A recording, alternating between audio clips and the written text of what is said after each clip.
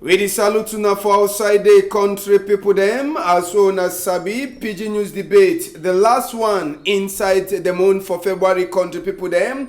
Plenty thing them they be pass inside the week we go look inside. Sabi say governor for inside Douala. Where they call it Samuel Jodone Iva Dibois. He be get serious ndongamen with the Okada people them. He say order. He must to come for that sector for Douala. But the order he go fit for come. Big question how the struggle for us. Sabi say if Reminoni one time Prime Minister he be sign book for how we Okada put the girl for work. But so now that book he dey like say they never respect her. We go take una to talk chapter for case them for insecurity will be get inside the week.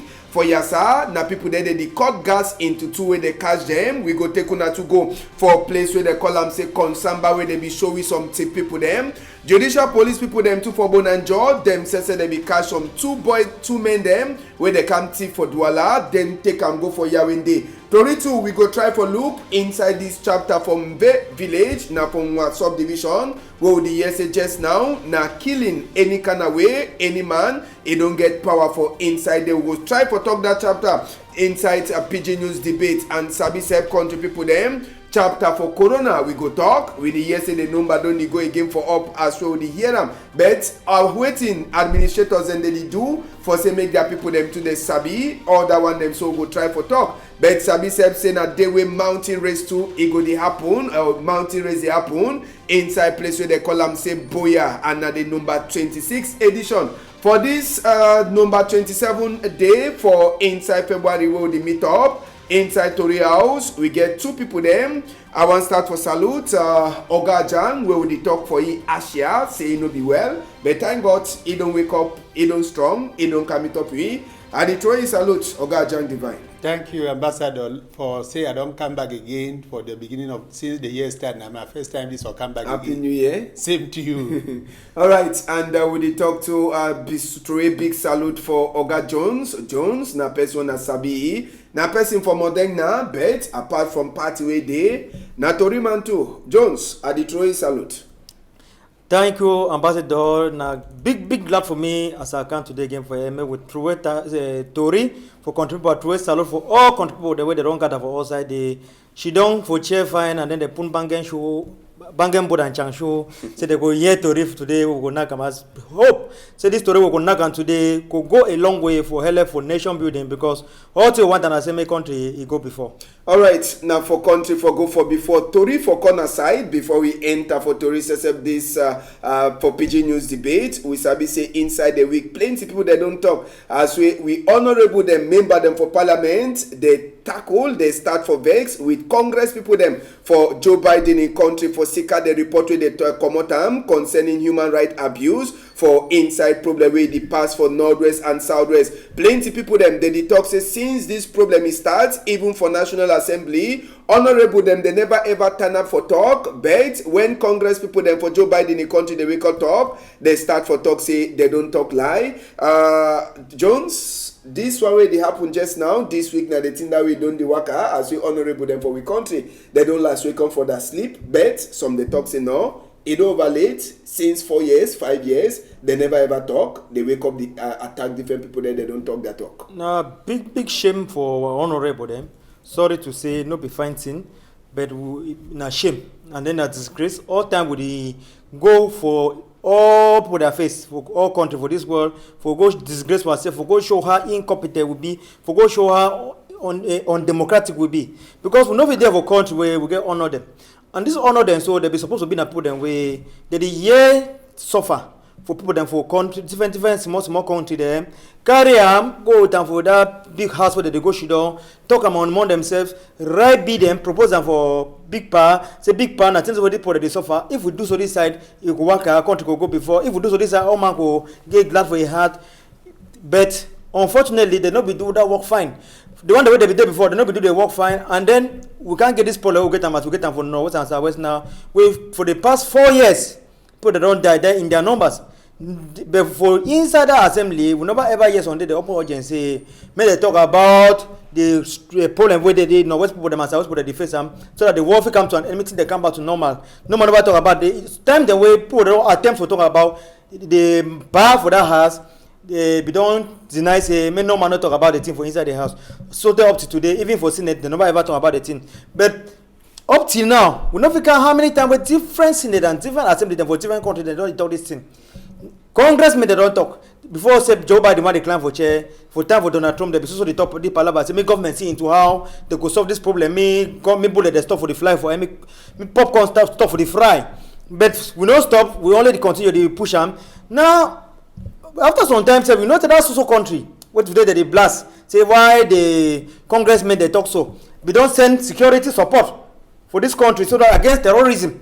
Where they be take they use them differently because they be take against Boko Haram. They take and use them for key civilians them for Northwest and Southwest. But unfortunately, it be so shocking. Say today because the country don't talk say Muna see how we go solve problem.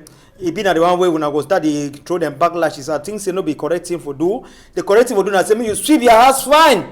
Me neighbor no stand for outside. Since your house dirty, begin the point finger say if fancy me is that can enter your house, show you how they give for the maintain dirty. Because now we give for wash this house make clean. Now we be Cameroonian. Now we get the solution for a problem. Because ambassador, I tell you, it's anyone in Africa. One man of a bring solution for problem for inside Africa. If you bring solution for one man country, that means you try to put square peg inside and hole. Now we know our Poland them better. I think some of our Poland them not the show sign for immaturity for semi other Poland they come out can they educate we on how to solve a Poland. Meanwhile we know the truth. We live inside the truth and because Mr. Bia be one of those when know this anglophone problem pass me and you will stand for here. So they talk semi pa pity we our blood overflow. Make see how we could solve the problem. I don't know how far, but you know the solution. How if we do for solve this problem? Peace all right. And Sabi say no be na blood for the no na blood for only anglophone the throw away. We get blood for the uniform people them too. All them na the same people them. So the blood don't throw away plenty. Oga Jang, Congress people them for America they talk concerning the kind of what in the way they pass for country. We honorable them, they don't talk back, say they talk lies, say most of the two they document and say no na two it be proven. And some people that they talk say it don't be late. They expect them say maybe they do that thing now for inside National Assembly. No na for talk back for people there. Yes, you know, Manguish don't inside Zing house and they ever complaining rain. How are the days so they did them fine and not in the worry them. As not in the worry they talk say no na only blood for civilian that they throw away. You know. Anything where it happen for Cameroon here, you know, not say the office over, but honorable them. They never ever accept and say problem there for Cameroon. First in that. But other country, the way they use that they say and say problem there for Cameroon. And Cameroon and the way they day for top, they no want to say many problem finish because some of them know the way they profit for the matter where they go on. And now why that? No, not only civilian they die. Why then Calabash, a meet up stone, or a stone, a meet up Calabash, na Calabash used to broke. All na say na civilian they suffer, no na government. Government ma wan go someplace, it go na with amoka, gendarme and police and military they for a back. So they no say problem there. Now why that now we with the back say as other country they don't start talk. Gas it don't come on inside house, it come on outside. Different people they don't start here smell for our gas for Cameroon. May they try for solve the problem. Now you check say that one go be now like challenge for we honor them for number 11 day for month for March. They get for meet up for International Assembly. You check say that one a challenge now for say me they do otherwise. Yes, I think say that a big challenge for honor them. They give for show we say true. They be now honor them, especially they honor the way they come up for that side for Northwest and Southwest. Now a big challenge them for them now because if they fit discuss part of this thing where they happen for this country where no fine for National Assembly, either for good or for bad, it shows that they fit discuss anything concerning the matter for National Assembly. Because if yesterday we be denied say we no want to talk about the thing for National Assembly. And then today we talk about the thing because some man for different side on the pointing finger for inside our eye, it shows say they there for National Assembly, they know the way they happen. So I got the bet for the Lengala Jara then way in a young man to we come up for that side for Donga Mantum, when an MP for that side for Donga Mantum, and you colleague them who they come up for Northwest and Southwest, made a mass fire. See I'm into it say me cover get when our grandpa make sure say me open discussion on that thing for National Assembly. Me they see how they feel talk honestly and sincerely because they live that honor them. Me they tell them the truth for the matter and the way out for the matter. I think say that honor them so they go surely tell them because they don't witness all the things that way they happen for that side, because none of them know it, they don't know what they happen for Ground Zero. They know very well if they leave them, tell them, say they open up their mind, tell them the truth. I think say they go tell them the truth, and then they go talk for Mr. Bia with your own experience and your own thing we know about the Anglophone problem. I think say he go know how we go come out with a solution for this problem. So that means bullet stuff will fly for me, mommy and papa them turn back for house, because as we the tongue now, so cry the still come up for that side for Banga Bakundu. We put the way they inside bush, woman the way they inside bush, one day they believe that they born for inside bush, it no be something they laugh about. And they receive the cry every day, we no fine. So people they give for go back for their houses, people they give for go back to their normal activities. Even our economy for this country, because now people they cry corona all over the world, but we will not only get a corona. We get even this war for Northwest and Southwest will cripple our economy. So time don't reach whether or not they give for not come to on the table, talk say they represent the people, they give a talk for on behalf of the people for Northwest and Southwest they suffer, may they see how they go solve the problem. Okay, Chang, challenge for we honor them. Number 11 day for month for March. They get for meet up for the first time inside this year. If I no meet up, no make mistake. You check in a challenge for them now, so for take this problem for inside their own skin, for saying that their problem be that. Yes, it talks on again corona, only coronavirus. We will even get corona leaders for Cameroon here where they know want to say the matter finish. But na challenge and na big one where they send them for them say the same as they get meeting or say on the 13th. On the 11th. On the 11th. May they try look into that matter. May that matter be top of agenda for anything where they want to come for that day. And Anglophone the way they do for assembly. May they where they know and they know the history for the country. May them try for say, may they see where na cover yege, may try look the matter. For solve the problem, not na something, but they not only one solver. Okay. Make we take una enter for some of the things that they pass inside the week. We go start now for Douala. They say charity must ever start for we house.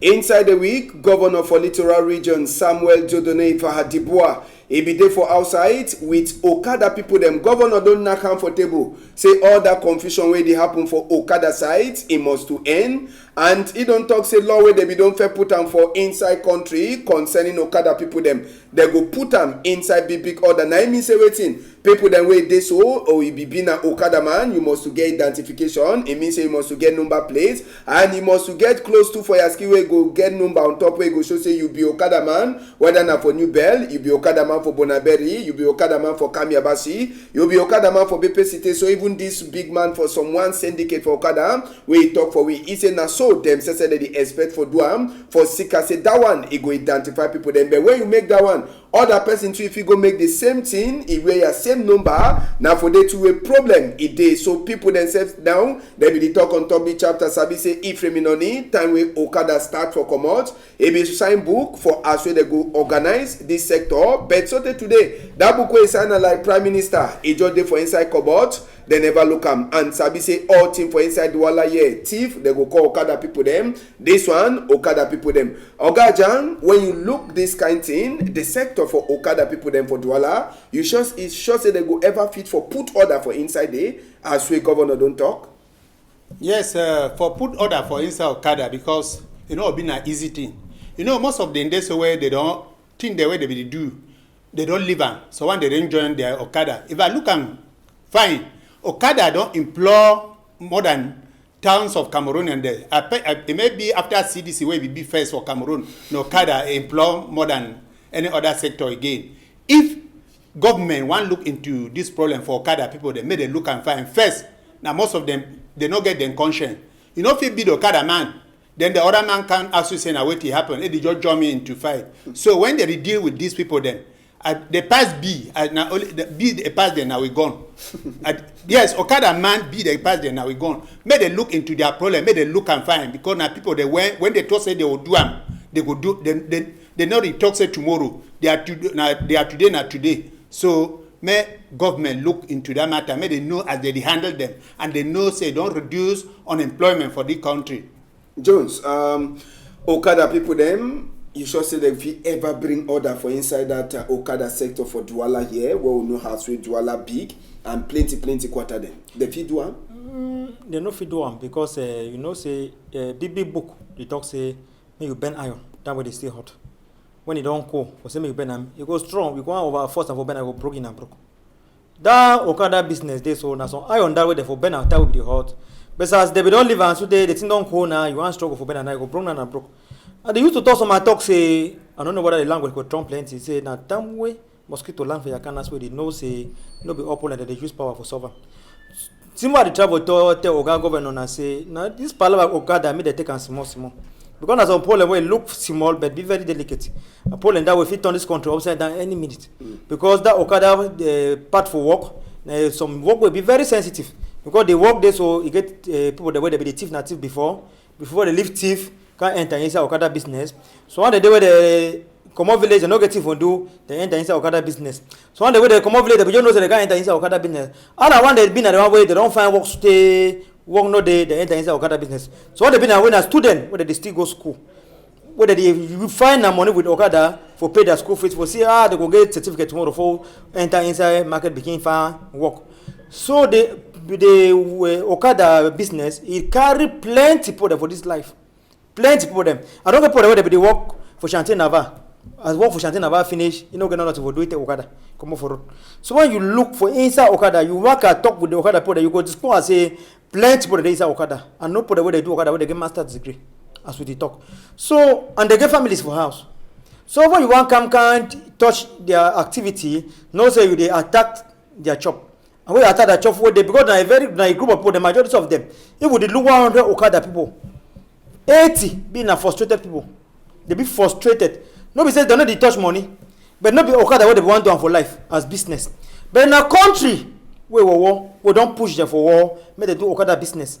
Now they want to do Okada business, leave them inside that Okada business quiet. Because by the time you start to look for inside that show plenty in trouble they look at because already Douala year one get more than 50,000 Okada the way that they operate for inside town here. More than 50,000. If you want to go to deal without you then be very careful because country not give them job, they decide to employ themselves through this Okada. I think they just leave them for this. So see how way they feel coordinate the thing the small, maybe they not take them by power. And then second I want to say I go fit us a government feel regulate the sector. But when we look critically, we realize say this country get good laws and policies. Law the way that they pass for down, it find plenty, policy them find plenty, but application be problem. For some they put that me go through na for na for they query ever come up because okay governor with the press that talk with the talk so me you push until me reach for last fight because sometimes when they talk so one open eye the glass say finally they no go 6 months back again on top Okada for last fight we na go forget about the thing just look for instance they talk corona say if you know why catch me they catch you last fight we no be no play with that law we can end because now so put the worker enter office is them worker catch me I just see some people they wash it down for that side for inside public place without respecting social distancing the chop without catch me and who go follow who so not be only for put fine law for country now for put the fine law put mechanism there for back make sure say that law they be respected if not I think say maybe the sitting and the laws will be useless. If not, make sure say people they respect the law then so that country will go before. All right, and inside Toretto for this PG News, as we talk, the week we pass, we be get plenty cases them for thief cases and we'll record them for inside Tory house. The first, nothing we go concern you and me, mommy and papa them too for outside the people the way they use gas. We go take una go for your side. We na under plenty investigate where you make them. So the anti-gang people them for inside judicial police station. Last they be meet up people them where they don't the thief gas for that side. So for inside Nyasa for Douala here. Now them that way they so the commander, the chief, the big man for anti-gang Harry Sama. He says be the show for our country people them. They say that we don't can give them complaints say whenever they bring gas for that place. They cut gas into two, then they put air. Where when they finish do you go buy them. You go use and boil water one day. You want use and cook beans the next day. Gas it don't finish. So all that one them so they be don't they follow up. So till last they catch these two with all their cargo them. But some they talk say no be not only them they do this thing. Say me they police them. They continue their work. For Sika say they continue. They go meet up other group for people them where they do the kind of thing. Gas thieving for gas inside Douala. Na be net, but when the police will they don't start do their work, you just say they'll end for the wait if you talk. We thank them very much for the good work they do because most of the time we want to talk about this key to them. They go say with the overcause, but we know overcause them this time because they don't do farm work and we pray as I don't talk earlier. So may they continue to do the farm work, so may they not stop now. and then me power governor too, and the delegate will be in charge of that sector. May they put head together, and the ministry will be in charge of that sector because nobody for Douala here.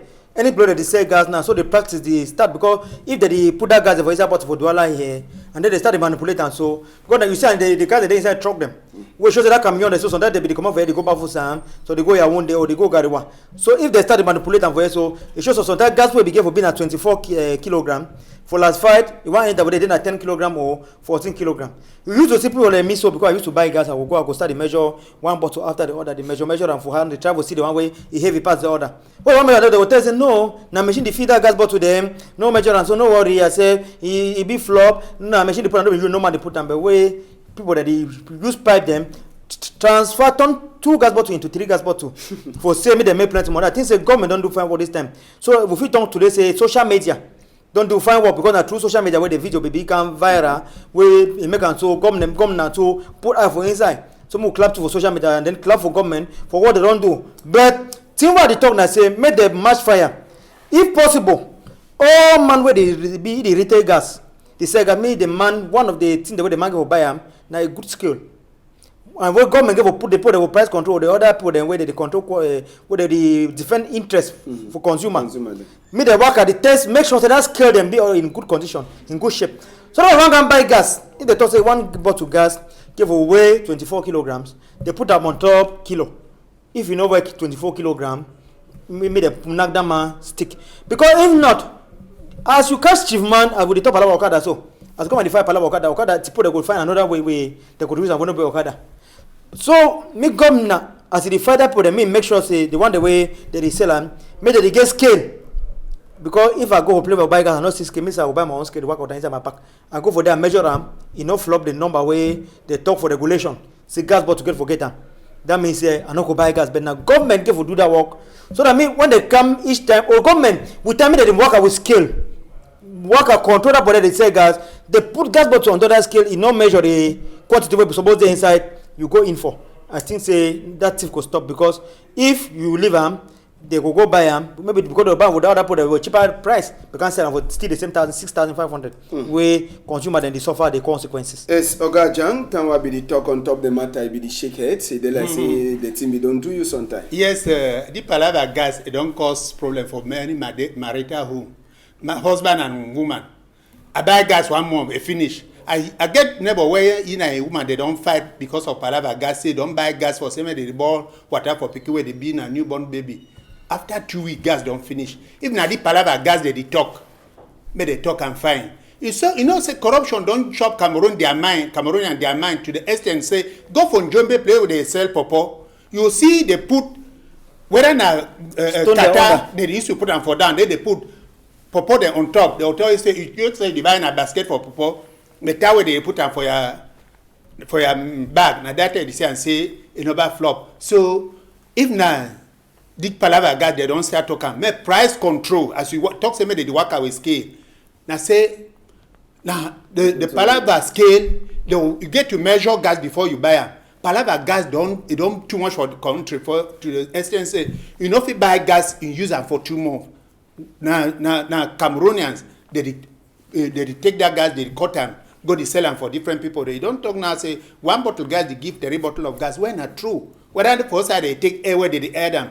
Immediately they open gas. Now that air they come out 2 days gas don't finish. So make the government look at and then make price control people. Not only gas they control them. Not in the worker. Even rice. If they say and say 50 kilogram.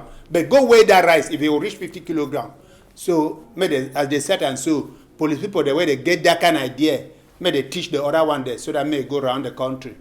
All right, nothing for continue for praise the uniform people them do their work for insights for Konsamba 2. This week we pass Operation Konsamba Clean Phase 1, Naiwe Oga D.O. If Bertrand Nzana and the company commander for inside gendarme office for that side, so for Mongo North, the launch am. And inside this operation we already start, no na chapter for shoot gun, but na chapter for find a boy them, where they disturb people them for inside Konsamba for no sleep. Commander Christian, Freaks, who na the CSO, na he be the main man, and a young boy with blood it is also flow for his skin. Now with the lookout company office for gendarme for that side. So inside the week, it take time for show Oga SDO for Mongo. If Bertrand Zana, some of the boy them way part 1, they don't catch them the first result for Operation Konsamba Clean phase 1, where it don't start them. They be there them 6 where they so the commander for Mongo North Gendarme office, where they call him Commander Freaks,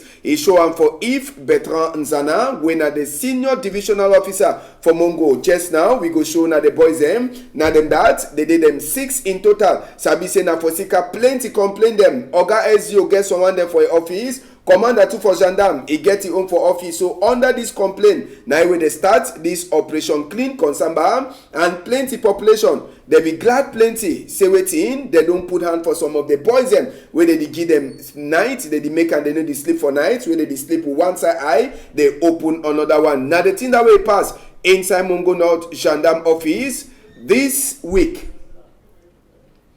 And just for Sabi country people them, make we show now some of the things them where they catch them with this boy them. It be just they like say they begin a one big storeroom where they so they keep all the cargo them where they thief them. You feel say I'm say already flat screen tele. You go see say 5 Okada them. Now where they thief them, where they catch out them. No be na Okada na new one where they catch Okada people them kill them. Then they take and go with them. On top that chapter country people them as one of the same na bag rise them to that where they thief them. Say that people there they get a choice for take all thing. Fan the TFAM, gas bottle the TFAM, computer, woofer, and even waiting, flat screen them, even desktop. Plus that thing one that they see I'm so for before. Whether the thief that one too now for use and do waiting for the people them, man no sabi, but now the thing them that way gendarme people they see them where they catch all them so bring them for before for say make tori people them. They film them, plenty people them, they don't they ask question. Ambassador now wait till be the see am so. Now ti wanna see am where the people them say they thief am, now that whether na for which woman the house they go thief am we no sabi,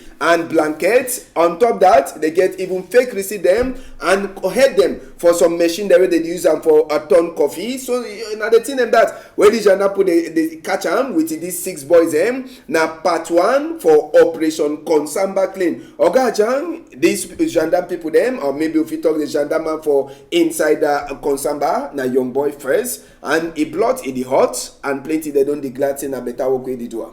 Yes, I'll start for talk say it shows saying that young people they be so for work for the country. Make old people they give way with the only back. When I see example for thing where young man don't do it. Yes, that way the first talk say Operation Keep in Konsamba Clean. I be taking for clear place and sweep them. How we used to sweep them for Douala for Thursday. Now 3 Operation Keep in Konsamba Clean. You see that kind young people they still get energy for do something. If you don't go, get work with government, if you work farm. So one day where now still Okada people them they where they drive Okada they feed their family, but this one they decide say they will thief na thief. So they go thief even so woman a work man. Wow, where would they see them for this? So a bit shameful. A bit shameful. See as they stand, young people them they decide for choosing that kind of profession say they will thief na thief. If you imagine if you give value for that in the way they thief na hundreds na million, but now only that 2 or you say 2 or 3 Okada. Nah, 5 Okada. I say if you say 1 or 2, then you get at least 1 million. You say so. Think the way they pack them for they get a whole magazine until they sell and give receipt. You know how many people they don't kill them for take that Okada then? We don't know. So we clap for that man, that commandant where they send and so. I beg, make old people they start go retirement. Now when I give young people the chance, when our city where they will do more than till where. Commandant from Konsamba don't do and so. Jones, you don't see with your eye. Operation Konsamba Clean phase 1. The first result. Yes, I think that first result been will give for clap hand plenty for that commandant where the CE be very energetic, be strong.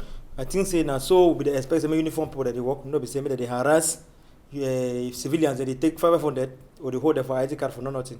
They will get for the 2 enquete, so they put hand for these bad people then way they don't put hand on top. So because you look the value as Oga Jan talk for that in the way still for floor. So my tell that is so go open my magazine for brocant.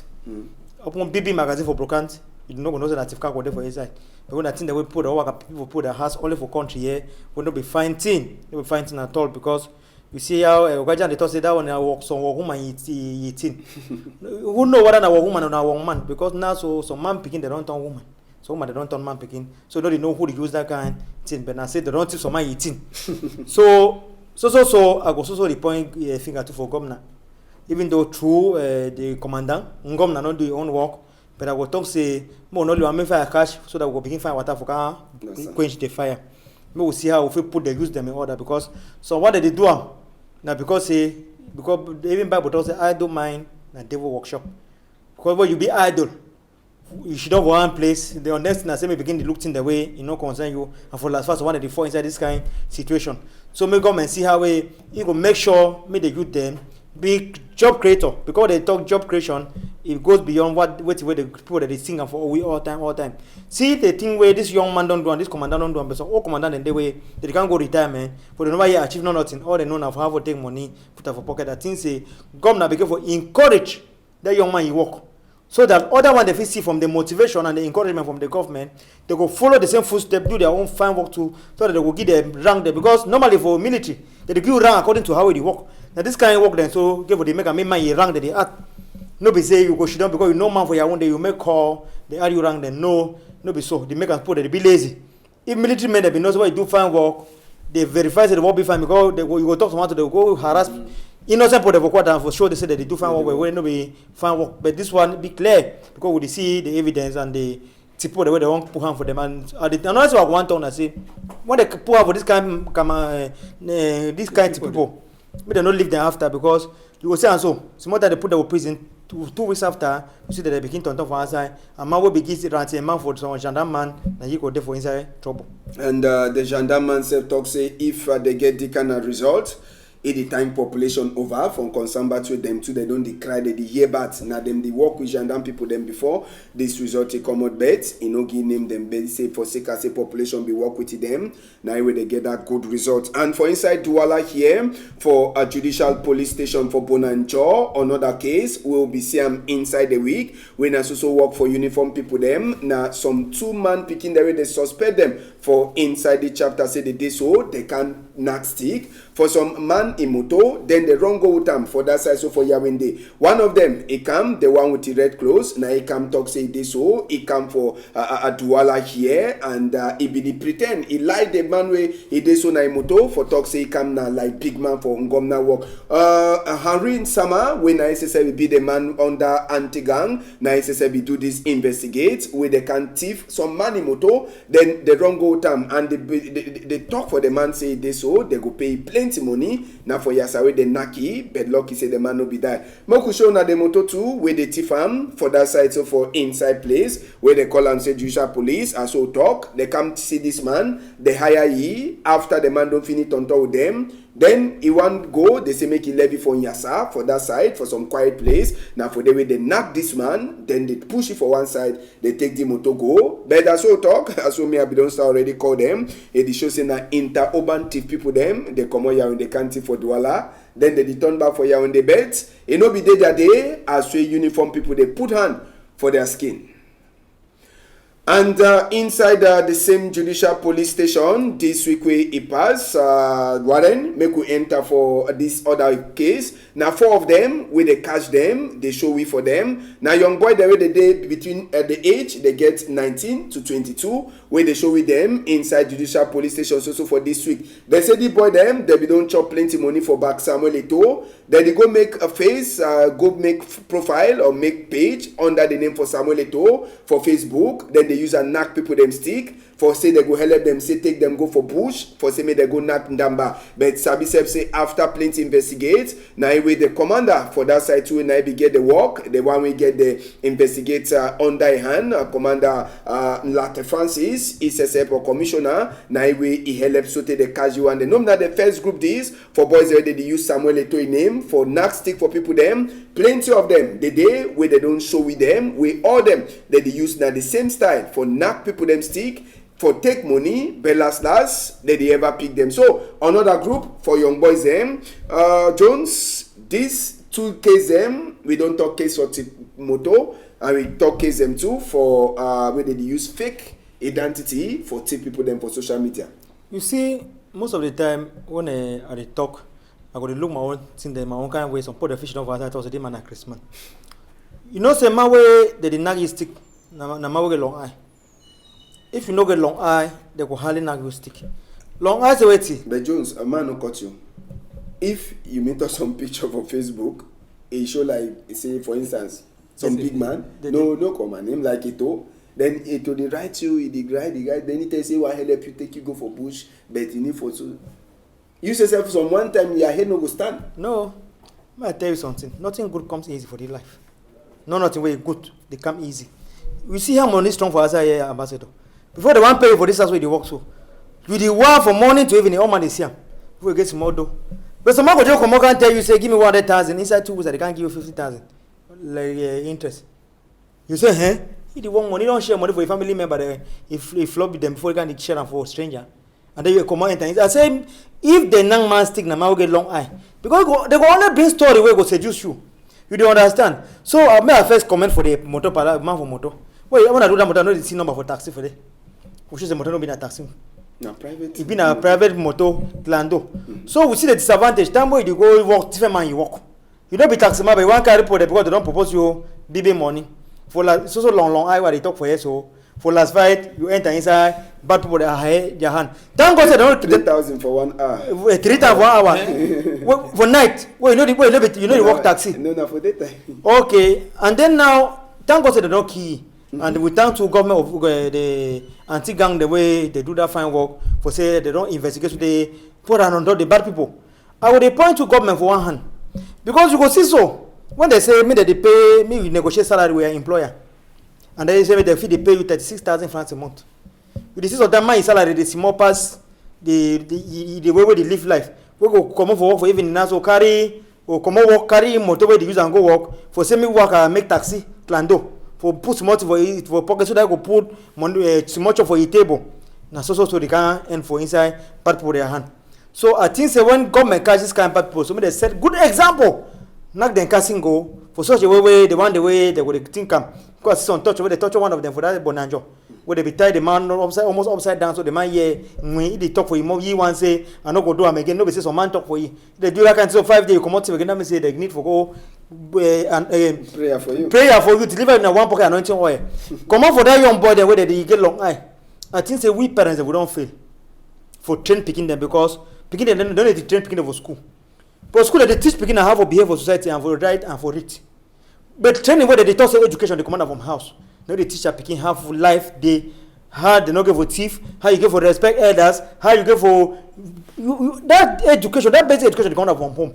But when you fail for give picking that education, the society quarter go train the picking, and when the training for quarter not go be favorable for you. That's why we go see picking for 19 years. Because for instance schools now you hear the palabra portefeuille magic poster. Where they work inside school the way young picking they want the gain money where they know the work. Now education where the part they don't fail and they can't think the way what TV they do they show them. They can't film the way government don't live on TV they show them. Telenovelas, all kinds in the way they show them to the way no the help for educate our young ones them where they make and they fall inside this kind of thing them. So I think say and then another thing where been I say me parents them make sure say as we define money past time we are picking them for know how way they work and we one born picking them two born them for the way you fit take care for. Because by the time you born and plenty, we don't take care for plenty. Last 5 prostitutes go come for inside, people go come for inside, and society go suffer. So, me they punish that picking them. Fine, punish them fine. And suppose the two that they use social media fine and you fine as that day they show you how they thief gas for up the way help government to put on other people them. But social media will for say when you go for social media, even man fi hide for back ambassador a picture, begin take money for you. If you get serious discussion, we discuss with person. No go through social media. If you get business for talk with person, we don't have to tell you. Instead they talk say send money for mobile money or give wait nobody see no go. Meet up the person face to face for an open place. We put the code the year when they talk. Be very careful when person talk for you can't talk palava money. Okay, John, this different case for insecurity or thief for the week for Judicial Police Station. Yes, thank God say they not kill that man as all we would talk. But the man two way be use motor for go make Lando na wrong thing. At the press say that 2 people they way they cash and so may their leave may not be na 2 years, be like 10 years, so that may they rest fine. Because if you give them 2 years leave, they continue. Now work not the first time that way they do that kind of work. Now work where they don't start doing since, and now because they carry they leave them. The people they married even at 15 years leave. So that made the rest fine when they come out from Gata. Yes, when they come out, power and all there as we talk. Then for boys them, our talks in a society where we live today, now they make all these things. Formerly, as social media not be there, the kind thing they not be happen. But because of social media, where be good and bad, would they blame the youth there? Youth they can't see place where the body chop money. You where they work, where you get salary. You know fit chop money as the body chop up. Now wait it be where all my one go now for bush. Bush it be fine for first time, but even now bush it not be an easy thing. For man for succeed for white man country today, you know na the kind way. And you know if you meet up person say may send it for white man country, you know they see the person but they also send money. Any man where they send money for social media for some person na wrong. So may what use them the year. I know say everything where we talk, they enter for it, they come for it because they don't already be used to. They will tell you say my vie. Now my life. No man no get life. You them on a year. If not so, they on a life or end up for prison. All right. Good advice from Papa for picking them too, and lucky again to Papa them for picking from a corner. So no man no they single for talk say never get picking where they look at them. Now we go open small talk on top problem for Northwest and Southwest inside the Victory Pass. People them from village for Mwa subdivision for Northwest. Them too they be come up for outside where they talk say another ethnic group it don't decide for take power for their hand. They say they kill some big mammy, so the mammy them for inside that village from village for subdivision for Northwest. They carry their body ton and they blame Sena for Sika say they don't give gun for some particular ethnic group say they be vigilante. Where them too they don't take power just now for their hand for duty way it concern. So they beg. Now say men governor he try for look this chapter this problem. Die, it don't tire plenty of the people them. Oga Jang, not just one of plenty in them. With the come na time we at least gonna be greasing and then be naka 5 bungong for that side so for from do cancel. But this other case, this mommy around that kind of 80 something years where they kill him when a different ethnic group. It will no want cause confusion, so no need for call the ethnic group. But they sabi themselves for inside the village. That mammy where they kill and so and the one where they should don't fall down. Only curse where that people they don't take them. For say may kill mammy for 80 something years where they prepare and I die way for die quietly. It been a very bad thing.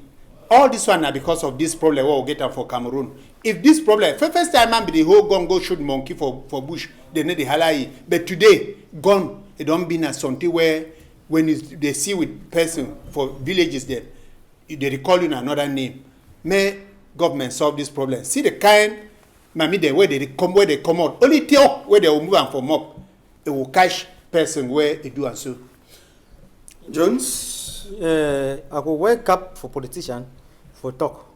And then I for politician where I will talk say you don't also know call any group in name me I will call and borrow people.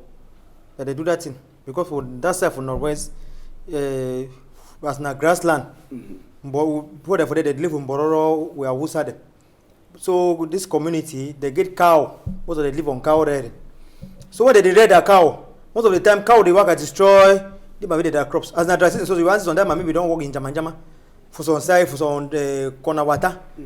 Sometimes cow can mash for lumber. For lumber. Sometimes cow can spoil them. You want to complain for that people now they use violence because as now God and they for their hand. Because some people they want to use them for fight to other people.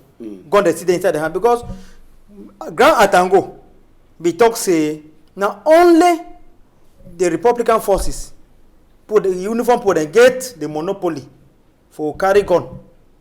How come it can be say some individual for that very zone, Northwest and Southwest, get gun way they no be uniform people in the name of vigilante? I think say it no be correct. If they been a vigilante, they begin to get and stick them, they begin working with them. Because you never can keep power for man when you don't get military training. You don't know how to retain yourself when if be face to face with a situation. Because you give me person like John Stanford now gone. I've been a person who have been my anger, they ever go in a one for far. So then my woman fit turn me back for night I take gun. Mama told me back I first take gun. So they gave a gig gun from how they run training, say they good thing so no be toy, no be play. If you show person so you press on button and die the follow. So I think say as per John don't talk, time don't reach where government go see how they go solve this problem because the atrocities don't do too much. Because people already die all day with the talk and the break, so nobody na put their pa, na put their massa, na put their pikin, na put their mommy, na put their grandmammy. What they die so because you stand on side, you don't know the impact. You don't know put the cry for back that man where he don't die. Na human beings, all life matter. Make government see into how they go solve this problem. As we talked earlier, military people they die, civilian they die, in Changshu but in bush they die. Waiting with the game among killing ourselves and smiling. Because you go hear the one go kill, they go say they go declare say we don't kill the one. The other side go kill say we don't kill the one. How would the derive pleasure on top blood, pleasure on top pains, on top of brother that blood with the glad? No be no victory. Victory never ever come up for war. Victory come at a time when you your brother when I sit down for table talk say mu work and so mu work and so mu work and so. Drink some low, knock up, and then for the way that they call and say victory no before killing. So me Sabia would still call you pa. Look for where you go solve this problem. We know say you know we will solve this problem. Knock out on top table. Make this problem be solved. Because as long as this war will continue, gun the entire even Christmas in hand, it will take and finish the whole village day. All people that go so the rape as they rape some picking for class 6. That kind of go so the worker. They go suspend man say I bought a day for inside bush. They go catch and beat them. How would they beat fine for Ndude? So that so their atrocities and they misuse of power will also continue. For saying all that thing they stop, now saying we will stop this war. So we call Pa, Mr. Bia, help, because we don't die too much. 4 years, don't count the past na past. So we not gonna 6 years, 10 years, 20 years. I beg, people don't die plenty. People they don't run for their houses. They don't bomb villages. Them make this thing come to an end. All right, and we go remain for zone for Northwest for talk say this week we finish. Congo side be the talk say this way be get for go now for go see boys there they don't left gun them way it dey so they want meet up official but the thing no be so Great Tango be go for that side where they call them say Northwest this week we just finish country people them and sabi say waka for Great Tango as so talk Congo side if they na say waiting if you want go meet up some boys there they don't left gun way but one show for population be last the thing canton be some kind of way but he last end up he go for that side so for barefoot now office that for divisional officer for inside Bafut wey dey so they don't born am 2 years now where it dey so ngomna e be don the check sense who go do the work who no go do the work all contractor they say that place na place where the kene last na uniform people them soldier work where they go do place where Great Tango dey comot na place where uniform people they go turn up for look and the officer will enter e dey show say na officer they don't just do some small cut and nail am for inside and the deal he never work for them for the past 2 years. It needs office to work in them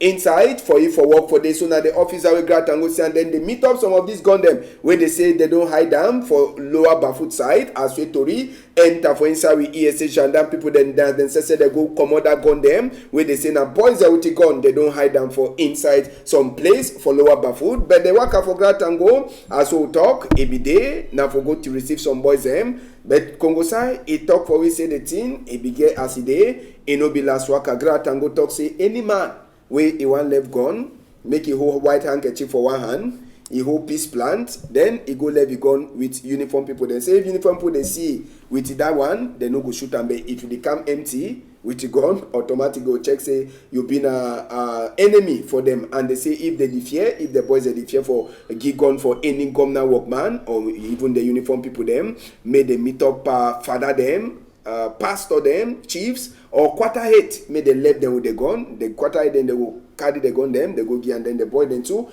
they fit go for DDR center for some of them Usabi say plenty of them they don't drop but they never go for the DDR center but they don't decide say they no go do them again.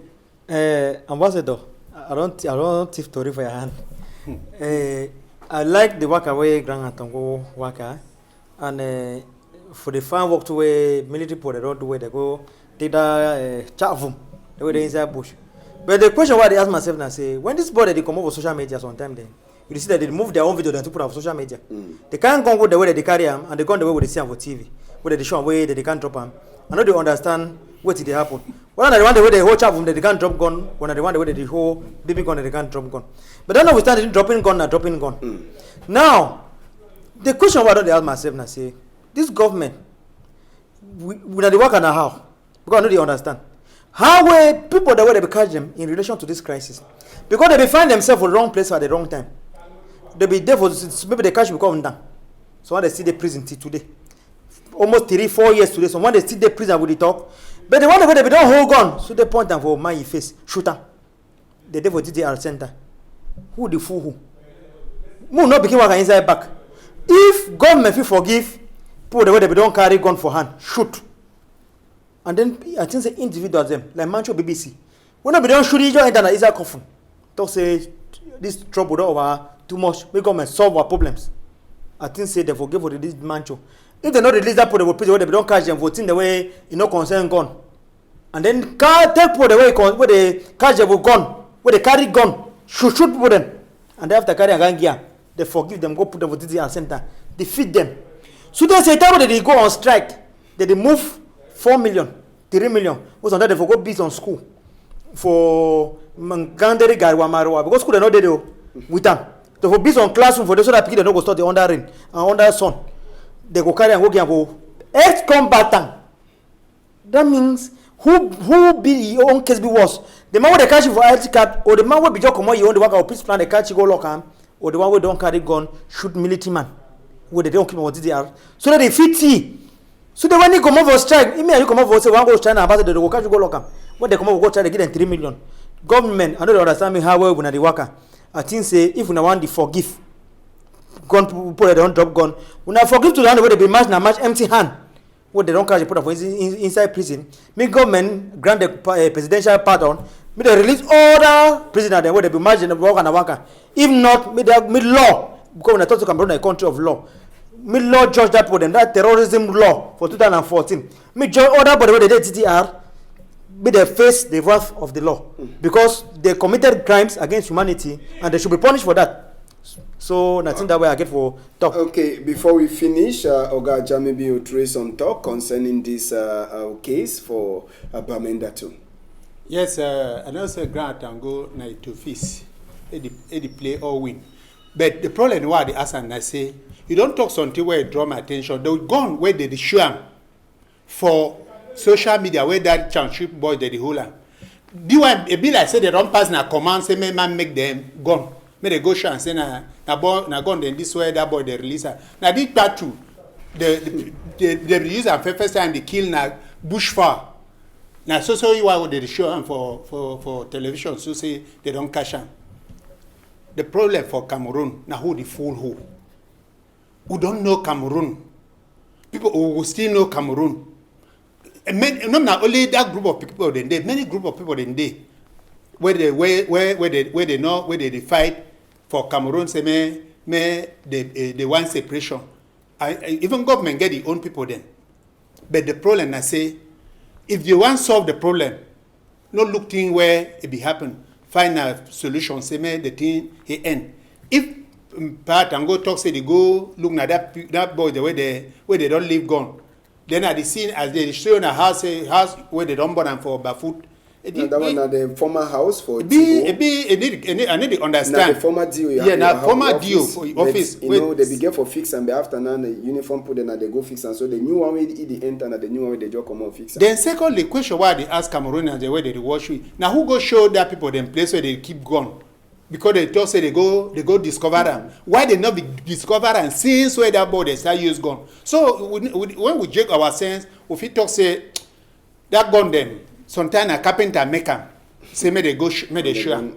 Okay, and country people them before we come out Warren we get case for person we don't lost.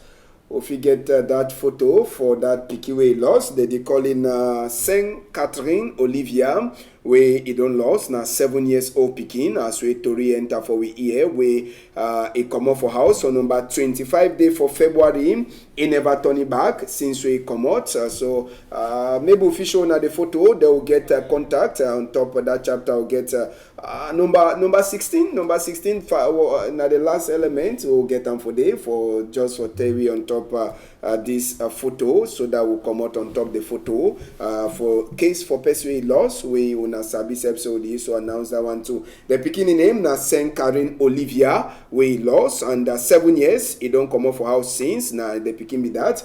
And the mommy, the beg, any person we don't see this pikin, he be come off for the house on call me tack, he never turn it back again for Rue de Pavé. And mommy, the beg, say any person we see the pikin, 698-224-699, 653-233-946, number where the fuse and for call them, or if you take and go for any police, gendarme, office, where it dey for corner.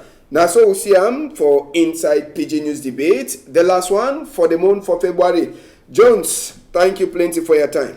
Thank you plenty, Ambassador. Na fine team when we can prove to reach so for say we go push country for fun. I hope so we never vex no man. What we dey do now for say make country go before.